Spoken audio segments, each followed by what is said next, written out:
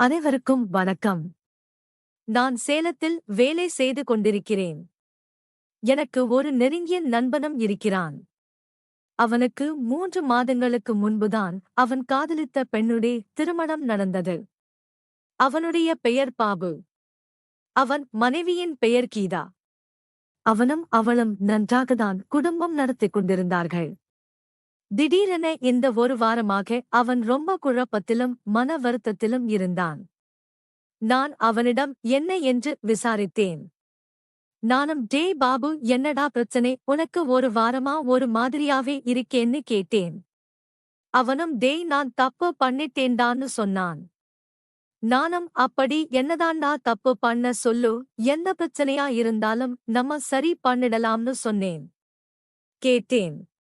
அதற்கு அவன் சொன்னா, டேய், நான் அடிக்கடி லோடு ஆட்டோ எடுத்துக்கிட்டு வெளியூருக்கு வேலைக்கு போகும்போது எனக்கு ஒரு ஆண்டியோட பழக்கம் ஏற்பட்டுச்சு. அப்பதான் நான் கீதாவையும் காதலிச்சுட்டு இருந்தேன். அந்த ஆண்டியோட பழக்கமானது எங்களுக்குள்ள தகாதரவாக மாறிச்சு. அதனால அந்த ஆண்டியோட நான் அடிக்கடி தனிமையில சந்தித்து உல்லாசமாக இருந்து வந்தேன். ஒருபுறம் கீதாவையும் நான் காதலிச்சேன். அவளையும் நான் இப்போ திருமணம் செஞ்சுக்கிட்டேன். இருந்த போதிலும் கூட நான் அடிக்கடி வெளியூருக்கு சென்று அந்த ஆண்டியோட உல்லாசமாக இருந்துகிட்டு இருந்தேன். கடந்த ஒரு வாரமா எனக்கு வெளியூருக்கு போகக்கூடிய எந்தவிதமான வேலையுமே வரல. அதனால அந்த ஆண்டியை சந்தித்து அவளோட உல்லாசமாக இருக்க முடியல. நான் வாரம் வாரம் அந்த ஆண்டியோட உல்லாசமாக இருப்பேன். எப்பெல்லாம் வெளியூர் போறேனோ அப்பெல்லாம் அவருடைய வீட்டுக்கு போயிடுவேன். இரவு முழுவதும் அங்கேயே தங்கி அவளோட உல்லாசம் அனுபவிச்சுதான் வருவேன். என்னுடைய வேலையை எல்லாம் முடிச்சிட்டு ஒரு நாள் அவளோட உல்லாசமாக இருக்கணும், அங்கேயே நான் தங்கி இருப்பேன். ஆனா இந்த ஒரு வாரமா நான் வெளியூர் போகாததால நான் ஏன் வரல அப்படின்னு சொல்லிட்டு அந்த ஆண்டி எனக்கு போன் பண்ணி இருந்தா. அந்த சமயம் பார்த்து என் போனை என்னுடைய பொண்டாட்டி எடுத்துட்டா. அப்ப நீங்க யாரு, எதுக்காக என் புருஷனுக்கு நீங்க போன் பண்றீங்க, என்ன ஏதுன்னு எல்லாத்தையும் பேசி ஒரு வழியா எனக்கும் அந்த ஆண்டிக்கும் கள்ள தொடர்பு இருக்கு அப்படிங்கிறத என் பொண்டாட்டி கண்டுபிடிச்சட்டா. இதனால வீட்ல ஒரே சண்டே. இனிமேல் அவ என் பேச்சை கேட்கவே மாட்டா, என்னிடமும் சரியாகவும் பேசுவதில்லை என்று அவன் என்னிடம் சொல்லி கவலைப்பட்டான். நானும் அப்போது அவனுக்கு ஆறுதல் கூறி வீட்டுக்கு அனுப்பி வைத்தேன். அதன்பின் அடுத்த நாள் அவன் வீட்டுக்கு நான் சென்றேன். அப்போது அவன் சொன்ன மாதிரியே அவனுடைய மனைவியான கீதா அவனிடம் சரியாக பேசாமலும் என்னை உபசரித்து கொண்டும் இருந்தாள். நான் அவளிடம் எவ்வளவுதான் என் நண்பனுக்காக நான் பேசி சமாதானம் செய்ய முயற்சியும் செய்தேன். ஆனாலும் என் நண்பனின் மனைவியான கீதா அதற்கெல்லாம் ஒத்துக்கொள்ளவே இல்லை. கல்யாணமாகி 3 மாதத்துக்குள்ளேயே தன்னுடைய புருஷன் வேறு ஒரு பெண்ணோடு உறவு வைத்திருந்தா எந்த பொண்ணுதான் சமாதானம் ஆவாள்? அதனாலதான் நான் இந்த விஷயத்தில் என் நண்பனின் மனைவிக்கு ஒரு வழியாக ஆதரவாக இருக்க வேண்டிய சூழல் ஏற்பட்டது. அதனால் என் நண்பனின் மனைவி என்னிடம் சகஜமாக பேசவும் ஆரம்பித்தாள். நானும் என் நண்பனுக்கு தெரியாமல் அவளுடன் ரகசியமாக பேசியும் வந்தேன். அப்புறம் நாட்கள் போக போக இருவரும் போனிலேயே தினமும் ரொம்ப நேரம் பேசவும் ஆரம்பித்தோம். தினமும் எவ்வளவு நேரம் பேசினாலும் அவளோடு நான் தனிமையில் இருக்கக்கூடிய விஷயத்துக்கு அவள் ஒத்துக்கொள்ளவே இல்லை. எனக்கோ என் நண்பனின் மனைவியை எப்படியாவது அனுபவிக்க வேண்டும் என்ற ஆசை தினம் அதிகமாகிக் கொண்டே போனது. ஒரு நாள் என் நண்பனும் நானும் மது அதிகமாக குடித்துவிட்டு மதியம் வீட்டுக்கு சாப்பிடச் சென்றோம். என் நண்பனின் வீட்டிற்கே நான் சென்றேன். அங்கு கொஞ்சம் நேரத்திலேயே என் நண்பன் மது போதையில் தன்னுடைய சுய நினைவை இழந்து உறங்க ஆரம்பித்து விட்டான். அவனை எவ்வளவுதான் நான் எழுப்பி பார்த்தும் கூட அவன் எழுந்திருக்கவே இல்லை. அப்போது எனக்கு ஒரு ஐடியா தோன்றியது. இந்த நேரத்தை நான் பயன்படுத்திக் கொண்டு நண்பனின் மனைவியை அனுபவிக்கலாமே என்று எனக்கு தோன்றியது. உடனே என் நண்பனின் மனைவி அருகில் சென்றேன். அவள் என்னை பார்த்த உடனேயே நான் ஏன் அவளுடைய அருகிலுக்கு சென்றேன், அவளை நெருங்குகிறேன் என்று அவளும் உடனடியாக புரிந்து கொண்டாள். உடனே அவளோ டேய் வேணாம்டா, அது மட்டும் வேணாம், பிறகு பார்த்துக்கலாம், என் புருஷன் வேற வீட்ல இருக்காரு, ஏடா கூடாமா ஏதாவது பண்ணி மாட்டிக்க போறோம் என்று சொன்னாள். ஆனால் நானோ இன்று அவளை விடுவதாக இல்லை. இன்று எப்படியாவது அவளை அனுபவித்து விட வேண்டும் என ஆசைப்பட்டேன். ஆனால் அப்படி சொன்னவள் கொஞ்சம் கொஞ்சமாக என்னை அவளுடைய பெட்ரூம் நோக்கியே அழைத்துச் சென்று விட்டாள். அவள் வேண்டாம் வேண்டாம் என்று சொன்னது சமையலறையில் வைத்து அல்ல வெற்றுமில் என்று என்பது எனக்கு லேட்டாகத்தான் புரிந்தது. அதன் பிறகு உடனடியாக நான் கதவை சாத்திக் கொண்டேன். நான் என் நண்பனுடன் இந்த வீட்டுக்கு பகல் நேரத்தில் வந்ததால் யாருக்கும் சந்தேகமும் வரவில்லை. யாரும் சந்தேகப்படவும் வாய்ப்பில்லை.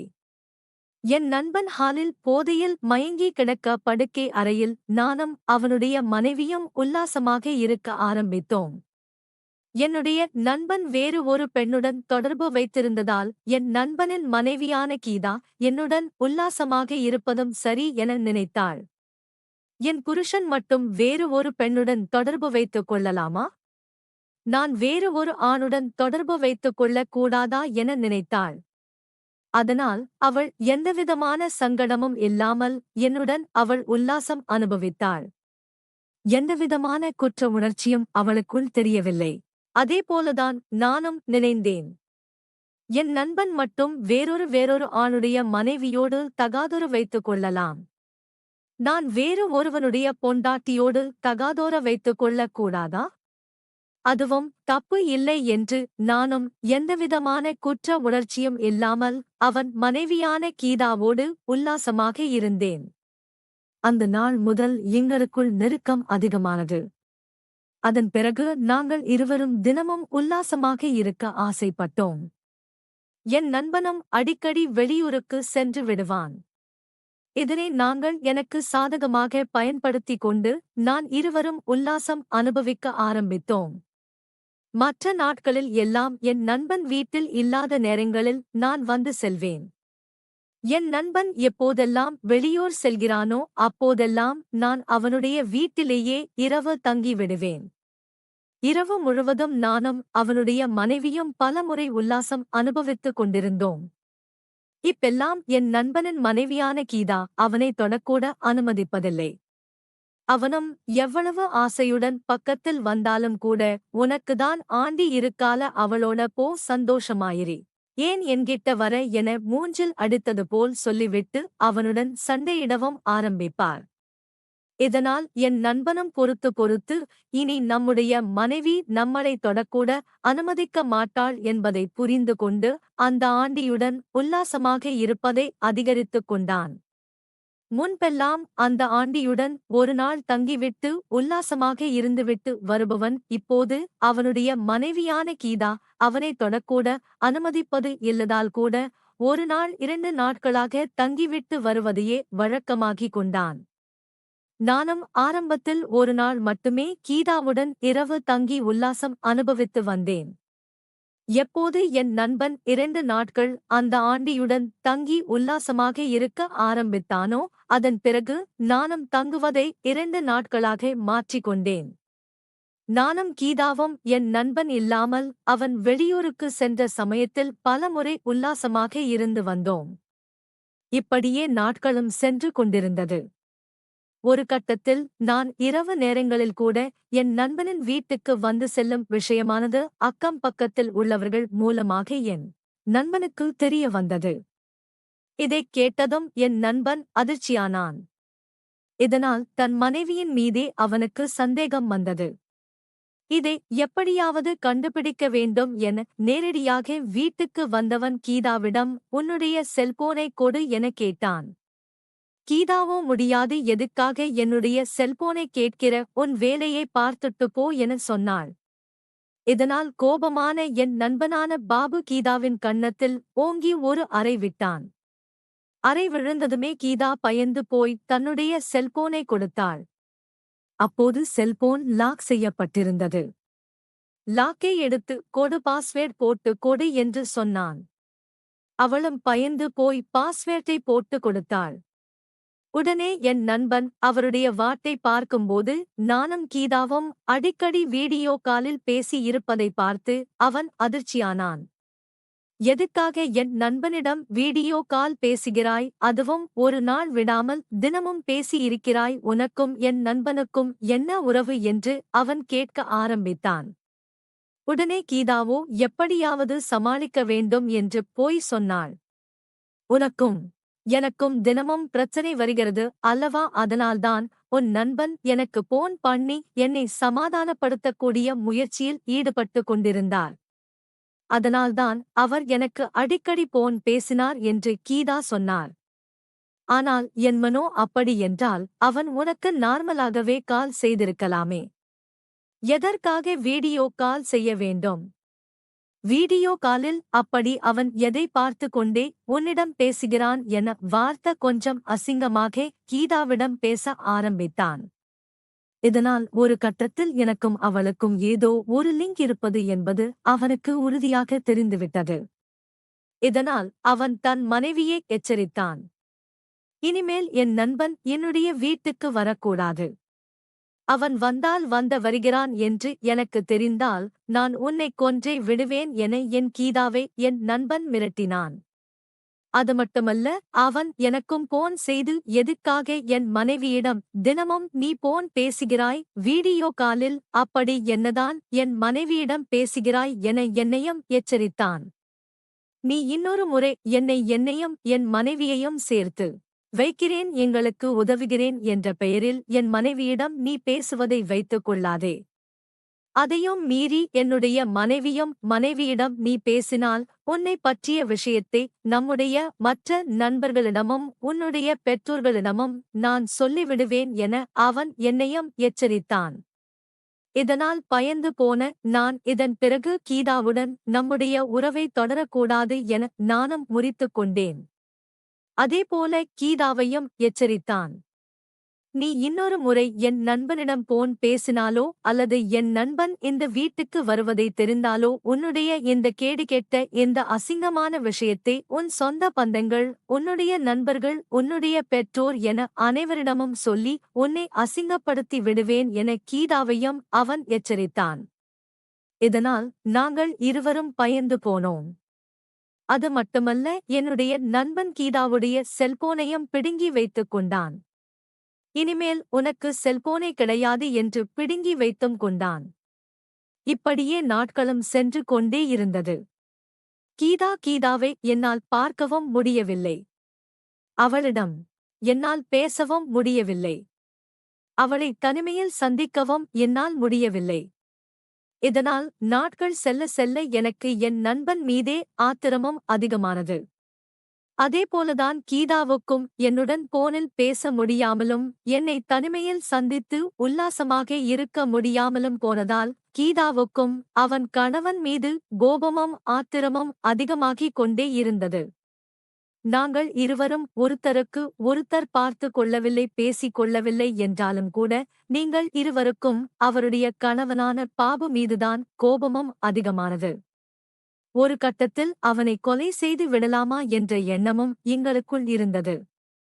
அப்போதுதான் ஒரு நாள் என் நண்பன் திடீரென வெளியூருக்கு செல்லக்கூடிய ஒரு வேலையும் வந்தது. அதனால் தன் மனைவியிடம் வந்து கீதாவிடம் வந்து நான் வெளியூருக்கு செல்கிறேன் என கூறினான். அப்போது கீதாவோ அப்படி என்றால் என்னுடைய செல்போனை கொடுத்துவிட்டு போகுங்கள். ஏதாவது ஒரு ஆத்திரசம் என்றால் நான் எப்படி யாரை தொடர்பு கொள்வேன்? உங்களை தொடர்பு கொள்வதாவது எனக்கு ஒரு போன் வேண்டாமா என்று கேட்டாள். கொஞ்ச நேரம் யோசித்த என் நண்பன் சரி, இவ்வளவு நாளா தன் மனைவி தன் நண்பனுடன் பேசாமல் தானே இருந்தாள். அவளும் திருந்துவிட்டாள். அதனால் அவள் மீண்டும் தன்னுடைய தகாதரவை தொடர மாட்டாள் என்ற நம்பிக்கையில் அந்த போனை என் நண்பன் கொடுத்துவிட்டான். அவன் அந்த போன் அவளுடைய கைக்கு வந்ததுமே என் நண்பன் கொஞ்ச நேரம் வீட்டை விட்டு வெளியே சென்ற அந்த நேரத்தில் உடனடியாக கீதா எனக்கு போன் செய்தாள். எப்படியோ ஒரு வழியாக என்னுடைய கணவன் என்னுடைய போனை கொடுத்துவிட்டார். இன்று இரவு அவர் வெளியூருக்கு செல்கிறார். வருவதற்கு எப்படியும் ஒரு நாள் ஆகிவிடும். அதனால் இன்று இரவு என்னுடைய வீட்டிற்கு வாருங்கள். நாம் இருவரும் சந்தோஷமாக இருக்கலாம் எனவும் கூறினாள். எனக்கு ரொம்ப மகிழ்ச்சியாக இருந்தது. பல நாட்களுக்குப் பிறகு நான் கீதாவை சந்திக்கப் போகிறேன் என்ற ஆசை எனக்குள் ஏற்பட்டது. சரி என்று நானும் சொன்னேன். அதன் பிறகு எனக்கு இன்னொரு மெசேஜ் அனுப்பியிருந்தாள். இந்த முறை 10 மணிக்கு மேல் வரவேண்டாம். 8 மணிக்கே வந்துவிடுங்கள். நாம் அதிக நேரம் தனிமையில் இருக்க வேண்டும்.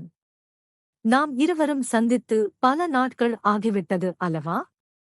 உங்களிடம் நான் அதிக நேரம் பேசவும் வேண்டும் என்றும் கூறினாள். நானும் அதற்கு சரி என மெசேஜும் அனுப்பினேன். அவள் சொன்னது போலவே அன்று 8 மணிக்கு என் கணவன் என்னுடைய நண்பன் வெளியூருக்கு சென்ற பிறகு அவளுடைய வீட்டுக்கு சென்றேன். நான் வருவேன் என்று எனக்காக காத்துக் கொண்டிருந்தாள். குளித்து புடவை அணிந்து தலையில் மல்லிகைப்பூ வைத்து புதுப்பெண் போல ரெடியாகியிருந்தாள். நானும் அவள் விருப்பத்திற்காக 8 மணிக்கே அவருடைய வீட்டுக்கு சென்றுவிட்டேன். போன வேகத்திலேயே நாங்கள் இருவரும் பல நாட்கள் சந்திக்காமல் பிரிந்திருந்ததால் முதலிலேயே எங்களுடைய ஆசையை நாங்கள் தீர்த்து கொண்டோம். 8 மணிக்கே நாங்கள் இருவரும் உல்லாசமாக இருக்க ஆரம்பித்தோம். அதன் பிறகு நாங்கள் இருவரும் பேசிக்கொண்டே இருந்தோம். எங்களுடைய தகாதரவுக்கு உன்னுடைய கணவன் இடையராக இருக்கிறார். நாம் 2 பேரும் பிரிந்து வாழவே முடியவில்லை என்பது இந்த இடைப்பட்ட நாட்களில்தான் நான் உணர்ந்தேன். நீ இல்லாமல் என்னால் வாழ முடியாது என்பதையும் நான் உணர்ந்தேன் என நான் கீதாவிடம் சொன்னேன். இதைதான் எனக்கும் இதே எண்ணம்தான் எனக்கும் இருந்தது. உங்களை பிரிந்து என்னால் வாழ முடியாது என்பதை இப்போதுதான் நான் புரிந்து கொண்டேன். நாம் இருவருக்கும் என்னுடைய கணவன்தான் இடையோராக இருக்கிறார். அவரை நாம் எப்படியாவது கொலை செய்ய வேண்டும். அதே சமயம் நாமும் மாட்டிவிட்டு ஜெயிலுக்கு செல்லக்கூடாது. நம்முடைய மீதி வாழ்க்கையை நாம் ஜெயிலில் கலைக்க கூடாது. அதனால் நாம் நன்றாக யோசித்து ஒரு திட்டமிட்டு என் கணவரை கொலை செய்ய வேண்டும் என நாங்கள் இருவரும் பேசிக் கொண்டிருந்தோம். அதன் பிறகு சரி நாம் 2வது ரவுண்டே ஆரம்பிக்கலாம் என நாங்கள் இருவரும் சேர்ந்து மீண்டும் உல்லாசமாக இருக்க ஆரம்பித்தோம். அந்த சமயம் பார்த்து திடீரென கதவு தட்டும் சத்தம் கேட்டது. நாங்களோ யார் இந்த நேரத்தில் வந்தது என எங்களுக்குள் பயம் ஏற்பட்டது. அந்த சமயத்தில் கீதா பயந்துதான் கதவை திறந்தாள். பார்த்தால் வெளியில் அவளுடைய கணவன் கொஞ்சம் மது போதையில் இருந்தார். இதை பார்த்ததுமே கீதா அதிர்ச்சியானாள். அவன் அப்போது வீட்டுக்குள் வந்தான். என்னங்க என்னாச்சு, வெளியூருக்கு போறேன்னு சொன்னீங்க, திடீர்னு வீட்டுக்கு வந்துட்டீங்களே, என்னாச்சு என்று கேட்டாள். இல்ல, நான் வெளியூருக்குதான் போயிருந்தேன். ரொம்ப நாள் கழிச்சு வெளியூருக்கு போறேனே, அதான். நீ எப்படி இருக்க? என்ன ஏது மறுபடியும் உன்னுடைய தகாத வரவை நீ தொடரியா? என்ன ஏதுன்னு எனக்கு டவுட் வந்துச்சு. அதான் நான் திரும்பி வந்துட்டேன்னு சொன்னான். பெட்ரூம்குள் நானும் இருந்தேன். இதை நான் கேட்டு கொண்டுதான் இருந்தேன். அப்போது உடனடியாக என் நண்பன் பெட்ரூமுக்குள் வர அங்கு நான் இருப்பதை பார்த்து அவன் அதிர்ச்சி அடைந்தான். ஏண்டி, நான் சந்தேகப்பட்டது சரியா போச்சு.